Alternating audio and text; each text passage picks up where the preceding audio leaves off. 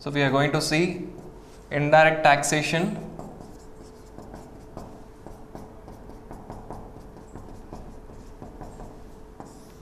Now before going into the subject, for CA final, now we have got 4 taxes, indirect taxes. Excise duty, service tax, customs duty, value added tax. Now this value added tax would not be relevant for those students who are appearing in November 2014. Rest of the 3 taxes would be applicable. Now before we jump into any of these parts, we will see the basic difference between direct taxation and indirect taxation. Direct tax, indirect tax. Now you will be aware that direct tax is on persons and indirect tax is on goods and services.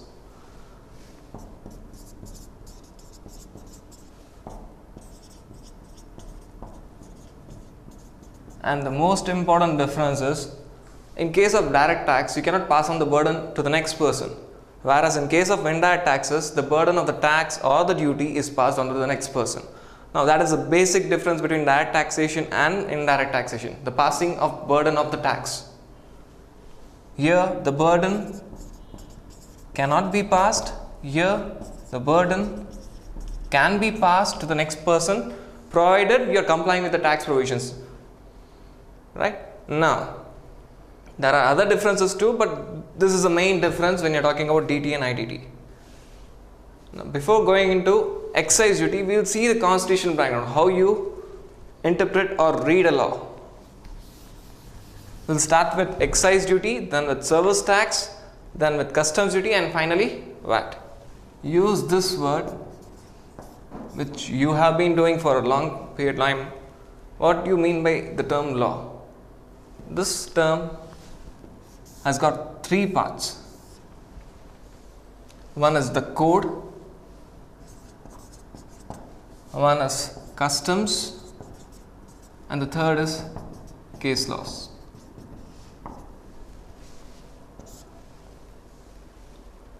Now, most of the times people use the term law and act the same. It is not wrong, but it is not appropriate also. Now when I use the term code, it includes all those things: the act, the base act, the rules, regulations,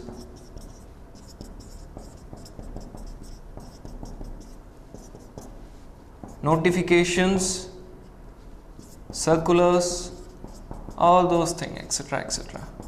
Now this is what you refer as code. You would be aware that now hopefully direct tax code would be coming.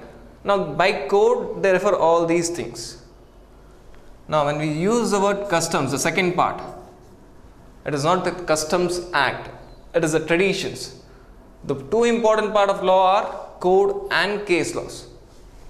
This, when you are practically applying an act, this also has got relevance, the traditions, customs. Now the third part, which is again very, very important, basically when you are talking about any tax, the case laws, tax laws. In this part, you will be having the various judgments, because the code cannot provide for all the scenarios. The law cannot provide for all the scenarios. In that case, you have to refer to the judgments of the Supreme Court, High Court, tribunals.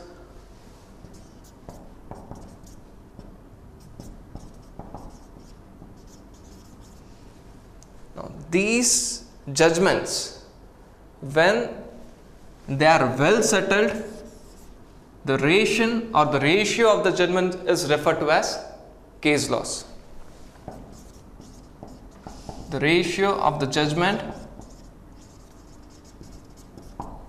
is referred to as case laws. Basically, it means what is the main part, what was the issue in that particular case, and what is the solution. More importantly, what is the reason for that solution.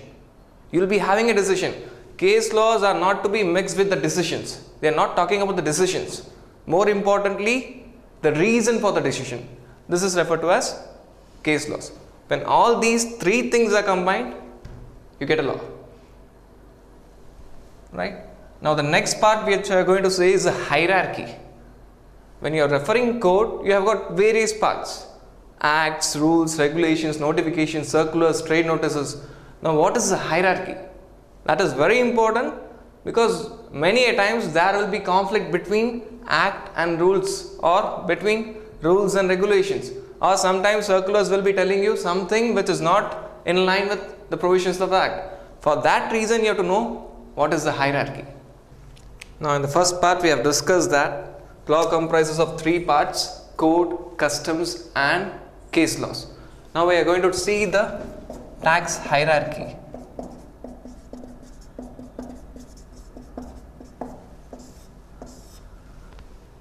Now, before jumping into excise duty, we are going to discuss all these hierarchy with reference to excise duty, the first part of indirect taxation. Now the parent of all laws is our constitution, the Constitution of India. Right. You get all the powers for making a law, for implementing them is derived from the Constitution. Right. In other words, you can call this as parent act. Now, with reference to excise duty, you've got a power in the Constitution which gives power to central government to levy excise duty. Before that, you've got an article 246, which divides the powers between the central government and the state government. Because it is a well-known fact that the form of government India have is a federal system. You've got powers divided between the state government and the central government. Now, Article 246 of the Constitution tells that the powers have been divided between the central government and state government as referred to in Schedule 7. Now, Schedule 7 has got three lists: List 1, List 2, List 3. List 1 is referred to as Union List, List 2, State List, List 3, Concurrent List. And List 1, which talks about Union List, the powers are fully given to the central government to make laws including tax laws. List 2, the powers have been given to the respective state governments. List 3, the powers are shared between central government and the state governments.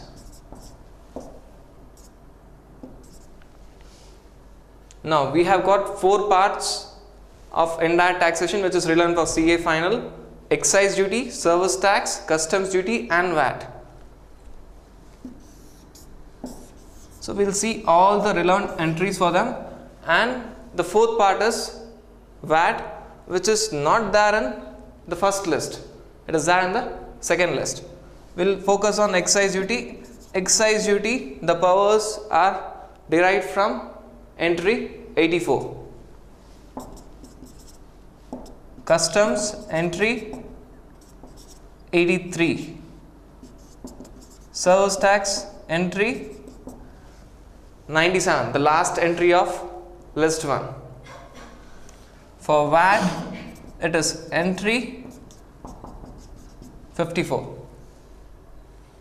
Now these are the four topics which we are going to see: excise duty entry 84, customs duty entry 83, service tax, the restituted entry, the last entry of list 1, entry 97, VAT entry 54. Now focusing on excise duty, the word used in entry 84 is duties of excise on tobacco and other goods which are produced or manufactured. P, produced; M, manufactured in India. This is the wording used in entry 84, which talks about excise duty. Duties of excise levied on tobacco and other goods. Here they are focusing on the product produced or manufactured. Now they are focusing on the process in India. In the third part, they are focusing on the place. Basically, 3 P's. When all these 3 conditions are satisfied cumulatively, The power to collect excise duty is with central government because it is there in the union list 1.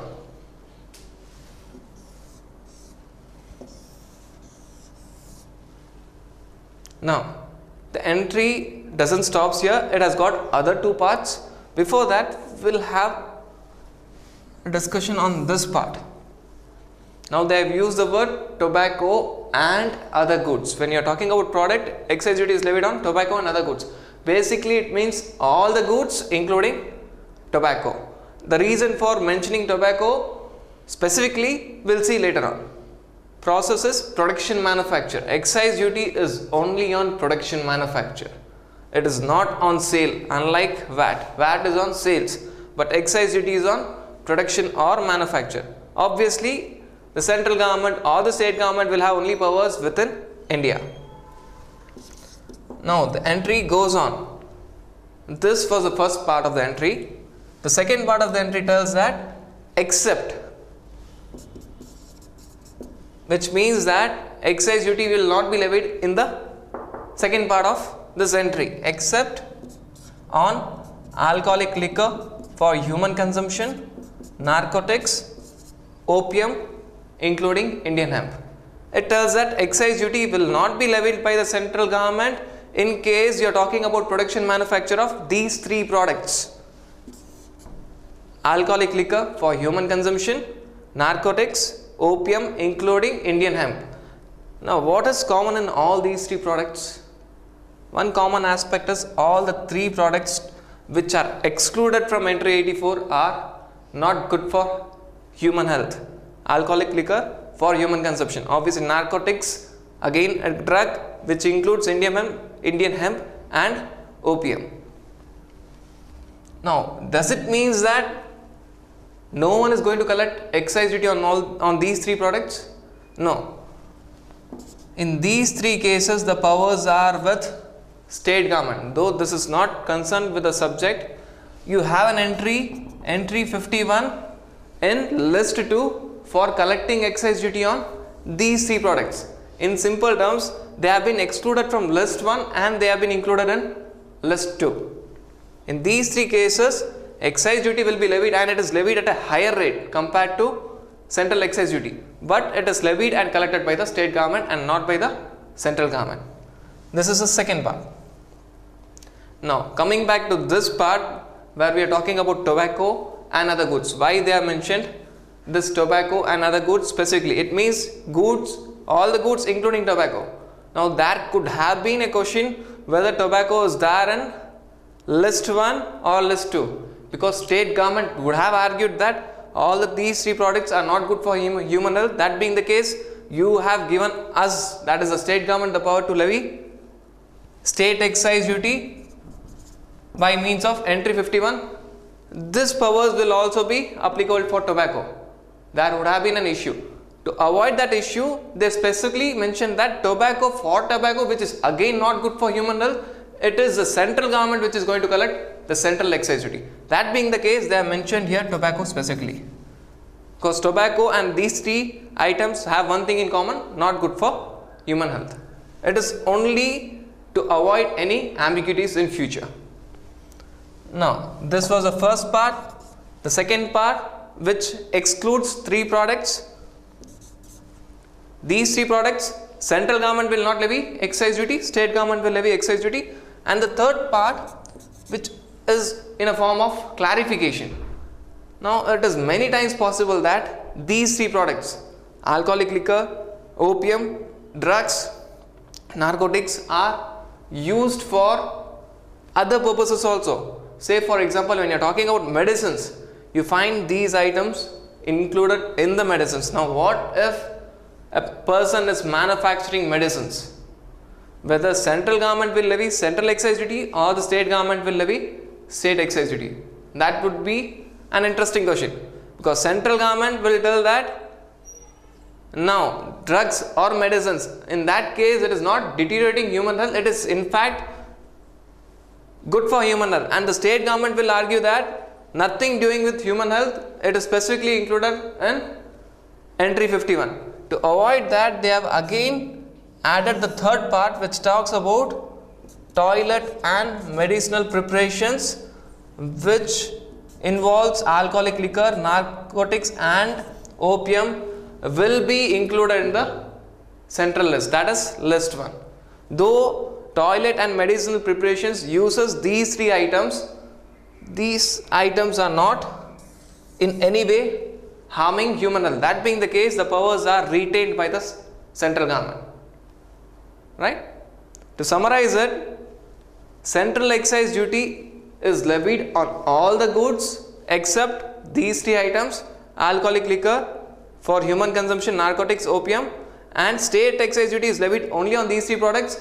Now, in case of toilet and medicinal preparations, one thing which is not there, it is not harming human health. That being the case, state government will not levy state excise duty, rather the powers are retained with the central government. This is the entry which gives the power to the central government to levy central excise duty, and it is from Article 246 read along with Schedule 7 of the Constitution. Now coming to the next part, we have seen only the first part, Constitution. In the hierarchy, this is only the first part. Now let me give you the gist of the hierarchy. It is the Constitution which comes above all, then the Act, then rules, then comes regulations,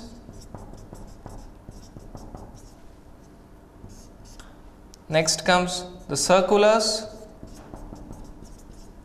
finally trade notices. Constitution, Act, rules, regulations, circulars, trade notices. We have only seen the first part, Constitution. Now, the main part, Act. In Constitution, one entry which was relevant for excise duty was entry 84. When you are talking about Act, for excise you have got 2 base acts. One is Central Excise Act 1944 and Central Excise Tariff Act 1985. These are the 2 base acts for excise. Rules, there are a number of rules for central excise. Regulations, you don't have any regulations for excise. Circulars, a number of circulars. Trade notices, a number of trade notices are there in excise. Now what differentiate all these things is the person who's making the act, or the person who's making the rules, or the person who's making the regulations. Constitution is already drafted, it is already there. Act is passed by Parliament. We'll discuss in detail. First we'll see the person who are having authority to pass the respective laws, that is Act, rules, regulations, circulars, trade notices. Rules, the powers have been delegated to central government for framing the rules. There is a difference when you are talking about Parliament and when you are talking about central government. Regulations, they have given powers to the board. You call it as Central Board of Excise and Customs. You have a similar board for direct taxes, Central Board of Direct Taxes. They are passed by board. Circulars again are passed by the board, that is the Central Board of Excise and Customs, but there is basic difference when we are talking about regulations and circulars. Trade notices, they are passed by the Chief Commissioner of Central Excise or the Commissioner of Central Excise. The hierarchy is based on the persons who is passing these things. If it is Parliament, you are calling that as an Act. Rules, the powers are with central government. Regulations, board. Circulars, board. Trade notices with respective Chief Commissioner or the Commissioner of that particular jurisdiction. Right? Now this hierarchy is important. Again, we have already discussed. When you talk about this hierarchy, if anything is conflicting in the hierarchy, which will prevail? The uppermost part. First, the Constitution will prevail. When you are talking about and conflict between provisions of Constitution and Act, the provision of Constitution are going to prevail. If there is a conflict between the provisions of Act and rules, the provisions of Act are going to prevail, and likewise, the provisions of rules will prevail over the provisions of regulations. Circulars cannot tell anything which is contrary to the provisions of Act, rules or regulations. Trade notices cannot overrule any of these things. Now coming back to the second part, Act. These are the two base acts, Central Excise Act 1944, Central Excise Tariff Act 1985.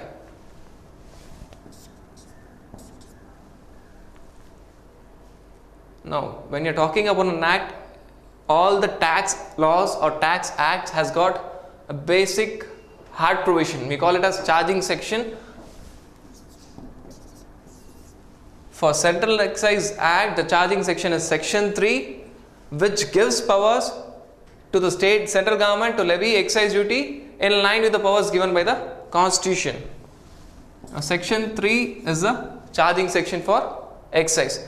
Now what is the purpose of Central Excise Tariff Act? It only tells us the goods and the respective rates.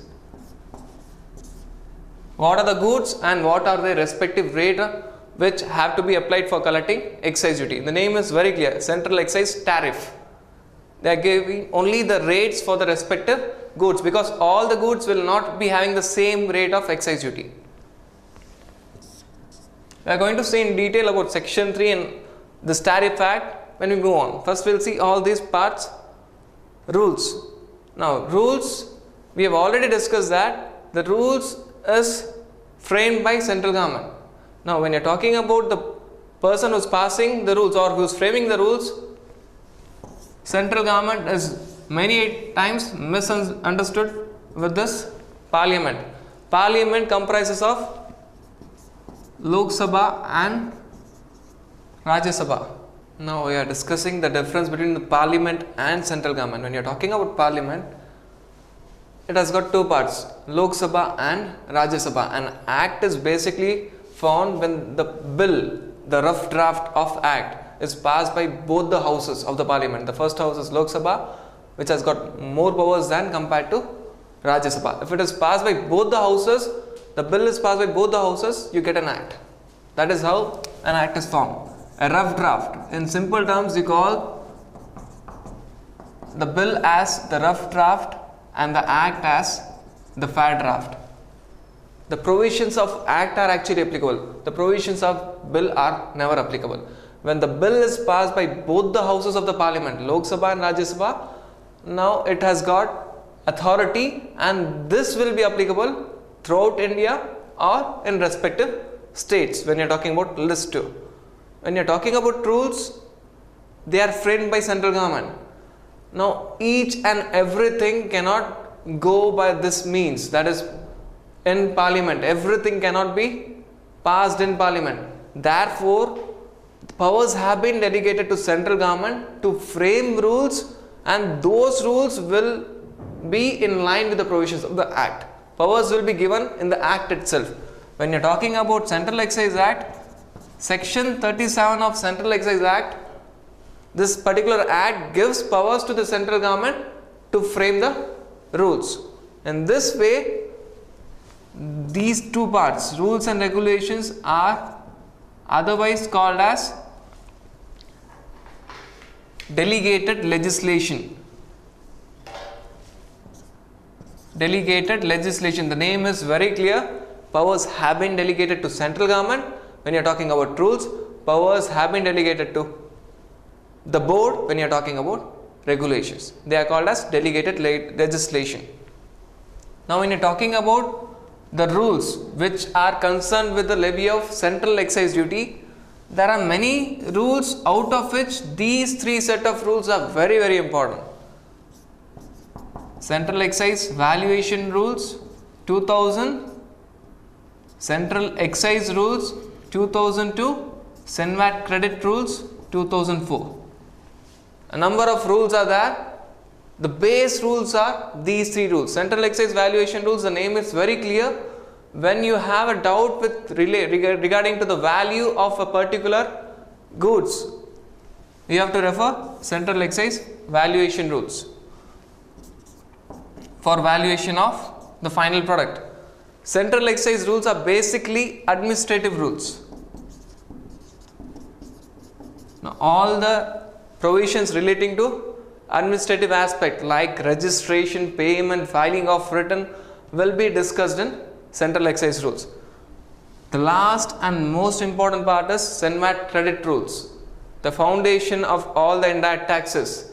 You have to pass on the burden of duty or tax to the next person, and the next person will be able to take the credit of the duty paid by the previous person, which is referred to as CENVAT credit.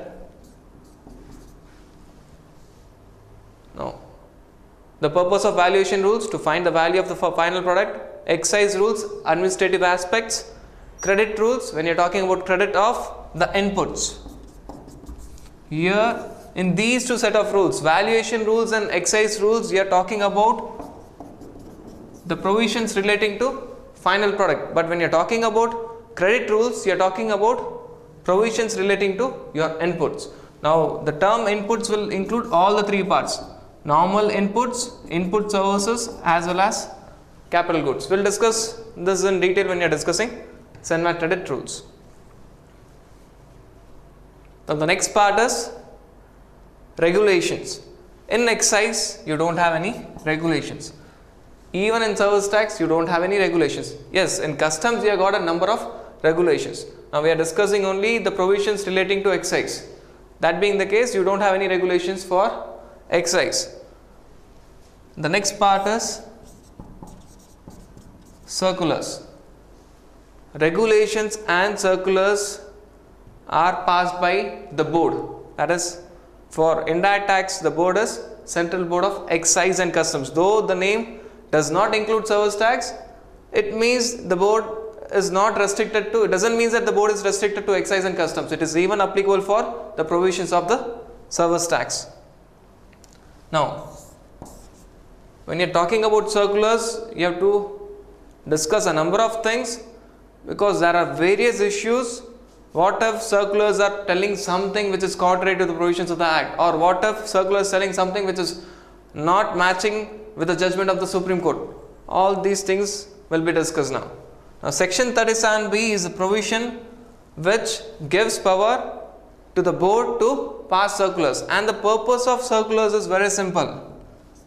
It is for the purpose of uniformity in rate of duty. Now, let us discuss this with an example. Say, for example, you have got Hajmola candy. Now, this tariff finding the exact rate is not so very simple. You have got n number of goods in the tariff act and the corresponding rates. Now, when you are taking a case of Hajmola candy, it is highly possible that you have got two entries in the tariff which may be applicable to this Hajmola candy. One entry in tariff is candy, and say, for example, you have got 8% for candy, and the other entry could be pharmaceutical product, or appropriately, say for example, it is Ayurvedic product, and this has got a rate of a lesser rate. If for a normal item it is 8%, let us assume that the rate for Ayurvedic product is only 6%. Prima facie, this particular product, Hajmola candy, will fall in both these entries. Candy, which has got 8%, Ayurvedic product, which has got 6%. Now, many times assessee will always tell that I am going to take 6%, and department will always tell that the right rate of duty for Hajmola candy is 8%. For such ambiguities, the board issues circulars. The purpose is to have uniformity in rate of duty. The board will issue a circular telling that for the purpose of Hajmola candy, the right entry is Ayurvedic product, and so the rate of duty will be 6%. It can even tell otherwise. The right rate of duty for Hajmola candy is 8% because it falls into the category of candy. It can tell anything. Now, the interesting question would be, we will discuss both the cases. What if the board tells it is 6%? Now, in the scenario where the board tells it is 6%, the circular is actually beneficial to the assessee. Assessee will be very happy because he will be paying a lesser rate of duty. But the person who will not be happy is department. Now, the next question would be whether department could challenge this particular circular issued by the board. Now, the section 37B clearly tells that all the officers, in excise you call all the departmental officers as central excise officers, have to follow what is there in the circulars. They have got no option. That being the case, if the circular tells that it is 6%, assessee will be very happy. Department, in spite of the fact that department is not happy, it cannot challenge the provisions of the circulars because they are bound by the circular. Now, take the second case where the circular issued by the board tells that Hajmola candy is rightly classified under the entry candy, therefore the rate of duty is 8%. What happens in that scenario? Now, it is a reverse case where department would be happy because they are collecting higher rate of duty and assessee would not be happy. Obviously, now the question is whether assessee can challenge the circular.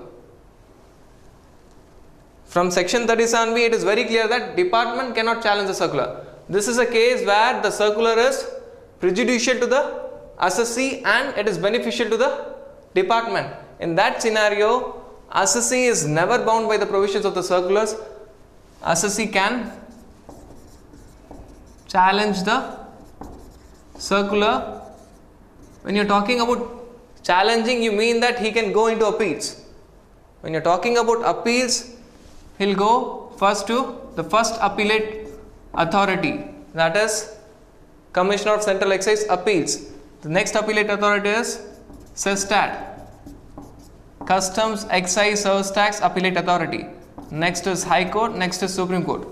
Assessee can go into appeal channel. In simple terms, if assessee is not happy with the circular, obviously in cases where the circular is prejudicial to the assessee, he can go for appeals and challenge the stand taken by the board in circulars. Right? Two cases. To summarize it, if circular is beneficial to assessee, assessee will be happy. Department cannot challenge because department is bound by the circular. If the circular is prejudicial to the assessee, assessee can challenge the circular and go into appeals. Now, interestingly, why I have written this appellate channel is the stages for going into appeal is first is Commission of Central Excise Appeals, next is the appellate tribunal, that is Customs Excise Service Tax Appellate Tribunal, next is High Court, next is Supreme Court.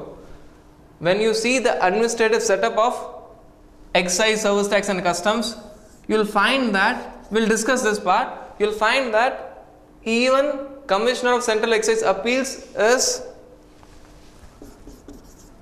also called as Central Excise Officer. Initially, this provision said that circular is bound on Central Excise Officer. Commissioner of Central Excise also is one of the Central Excise Officers.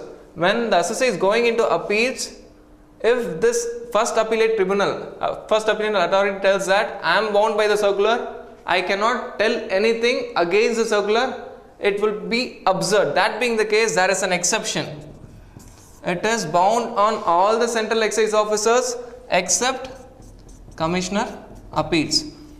Now, this exception is because when assessee is challenging the circular, Commissioner Appeals should see the case and it should not be bound by the circulars, stand taken by the board in the circulars. It should evaluate the facts and give an appropriate judgment. Right? We have seen the purpose of circulars for the purpose of uniformity in rate of duty. The next important point is it is bound on all the Central Excise Officers. One exception is Commissioner Appeals, because in case the circular is prejudicial to the assessee, assessee will go into appeals and Commissioner Appeals will give a judgment ignoring the stand taken by the board and the circular.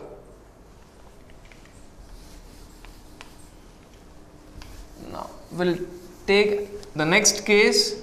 You have already discussed the basic provisions of circular which is contained in section 37B of Central Excise Act. The purpose of issuing circulars by the board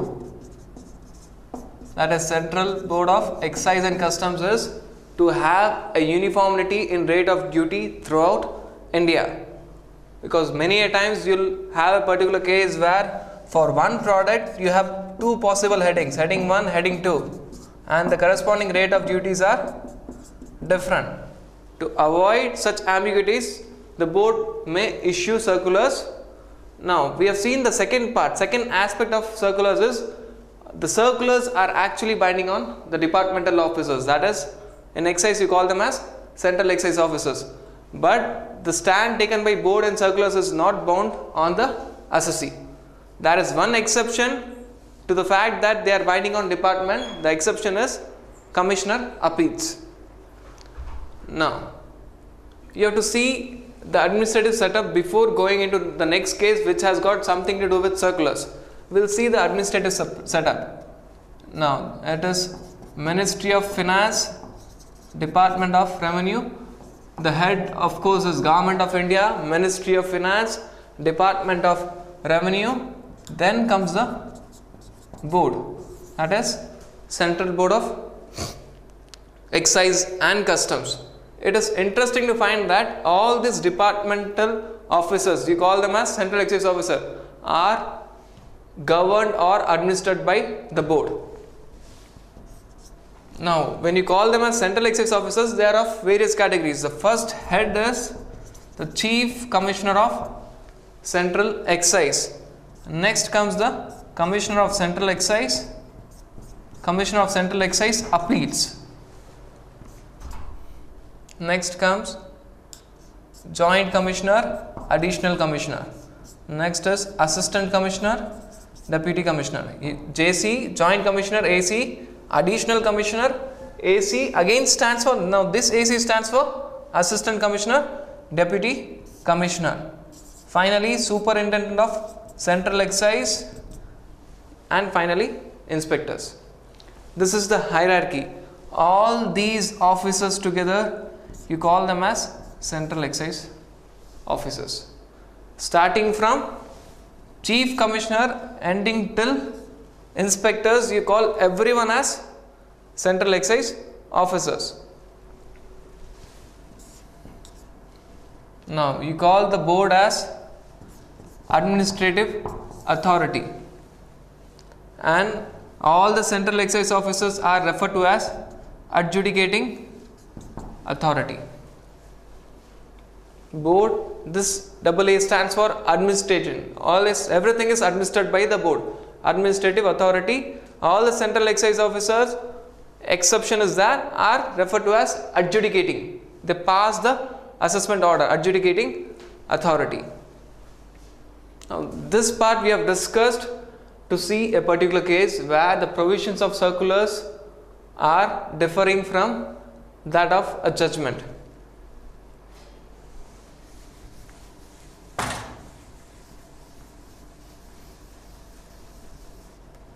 I should not have this, right?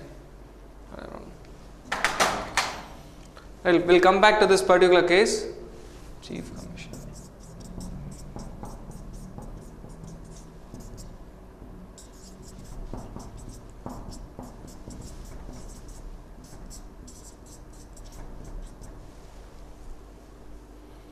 Now we'll take a case where a product is possible of being classified under two headings. Heading 1 8%, heading 2 16%. Let us assume that the board has passed a circular telling that the right rate of duty for that particular product is 8%. In that case, assessee will be very happy because it is actually beneficial to the assessee. Now the person who is not happy is department. Department was interested in levying 16%. But in spite of the fact that department is not happy, that is the Central Excise Officer is not happy, he cannot challenge the circular because the circulars are to be followed by all the Central Excise Officers except Commissioner Appeals. Department cannot do anything. Now what if there is already a Supreme Court judgment which tells for this particular product the right rate of duty is 16% and not 8%. Now it is exactly contrary to the understanding of the board when they have issued the circulars. The board has said that the right rate of duty is 8%. Now the Supreme Court judgment has said that the right rate of duty is 16%. Now interesting question could be, which would be applicable, 8% or 16%? Or if you extend the question, now whether department can tell that I'll go and follow Supreme Court judgment and I am not going to follow the judgment taken by the board in circulars. Now for this understanding this particular case law, again you have to go back to a hierarchy. Supreme Court judgments which are well settled, you call them as landmark judgments, are equivalent to provisions of an act. Act cannot mention everything. To understand the provisions of the act, many a times Supreme Court gives its judgment. Now that judgment are equivalent to an act, and we have seen in hierarchy that act is well above the circulars. Whenever there is a contradiction between act and circulars, provision of act prevails. The same way, whenever there is a contradiction between Supreme Court judgment and circulars, the judgment of Supreme Court will prevail over the understanding of the board when issuing circulars. It is as if that this circular is no more valid. It is as good as there is no circular, because it is overruled by it is not overruled, it is not into existence, because there is a Supreme Court judgment which tells that the right rate of duty is 16%. If there is a conflict between act and circular, provisions of act prevails. The same way, if there is a conflict between Supreme Court judgment and circular, Supreme Court judgment is going to prevail. There is no circular. Now department can challenge the stand and it can go into appeals. If the assessee is still paying 8%, department can serve show cause notice, can issue demand order. If the assessee is not paying any excise duty, then the department has got powers to recover the amount, because no more the department is bound by the circular. It is as good as there is no circular, because it has got another Supreme Court judgment in favor of the department. This was the judgment given by Supreme Court in Ratan Melting and Industries. In this particular judgment, Supreme Court said that if there is a conflict between Supreme Court judgment and circular, the provisions of Supreme Court judgment is going to prevail. Circular is no more into existence in law. Therefore, department can go and follow the Supreme Court judgment. Right? These were the provisions relating to circulars. Purpose, uniformity in rate of duty, bound on all the officers, departmental officers, you call them as central excise officer, except commissioner appeals, not bound on assessee. And there is a judgment which tells that if there is a conflict between the provisions of circulars, that is between the understanding of board when issuing circulars and the judgment of Supreme Court, Supreme Court judgment will prevail over the circular. It is as good as there is no circular. And it is the relation behind that particular judgment is Supreme Court judgments are equivalent to act. Right? And if you see the hierarchy, the provisions of the act prevails over the provisions of the circulars. Now in the hierarchy, we will go back to the hierarchy. Constitution, act, rules, regulations, circulars, trade notices. Constitution, all the particular provisions with respect to excise duty we are going to see. Constitution, it was there in entry 84 for excise duty. Act for excise duty were Central Excise Act 1944, the Base Act, and Central Excise Tariff Act 1985, the act for the purpose of mentioning the rate of duty for respective goods. Rules, three important rules are there: Central Excise Valuation Rules 2000, Central Excise Rules 2002, Senvat Credit Rules 2004. Many other rules are also there. These three are the base rules. When you are talking about first two set of rules, valuation rules and excise rules are talking about final product. They are focusing on the final product. When you are talking about credit, they are focusing on inputs. Valuation rules to find the value of final product. Excise rules, all the administrative related aspects for the final product, registration, payment, return. Credit rules for booking the credit of all the three types of inputs. You have got, when you call them as inputs, it includes the normal inputs, input services, as well as capital goods. Regulations, there are no regulations in excise. You have got regulations only in customs. Circulars, they are passed by the board for the purpose of uniformity in rate of duty, bound on all the central excise officers, not bound on assessee. There is an exception. Circulars are not binding on commissioner appeals, though they are also part of central excise officers. Now the last part, trade notices. The difference between circulars and trade notices, the first difference is circulars are passed by the board. Trade notices are passed by the chief commissioner of central excise or commissioner of central excise. The passing authority is different. You have seen for act it is parliament,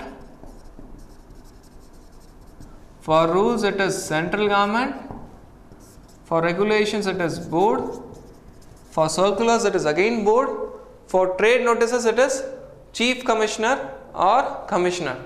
Now what is the purpose of trade notices? The purpose of issuing circulars was to have uniformity in rate of duty throughout India. The purpose of issuing trade notices by chief commissioner or commissioner is to see that the instructions are passed on to the lower officers. They pass on instructions. Chief commissioner or the commissioner will pass on instructions to the lower officers. Lower officers implies that they are talking about joint commissioner, additional commissioner, assistant commissioner, deputy commissioner, superintendent of central excise or inspectors. They are going to pass instructions or directions to the lower officers, as well as to see that the stand taken by the board in circulars has been passed on to all the lower officers. They see that this particular circular was issued by the board to make aware the lower officers about this particular circular. They again issue the same thing which is there in the circular to their lower officers. That's of trade notices, right? And this is all relating to the first chapter, tax hierarchy, all the base provisions relating to excise.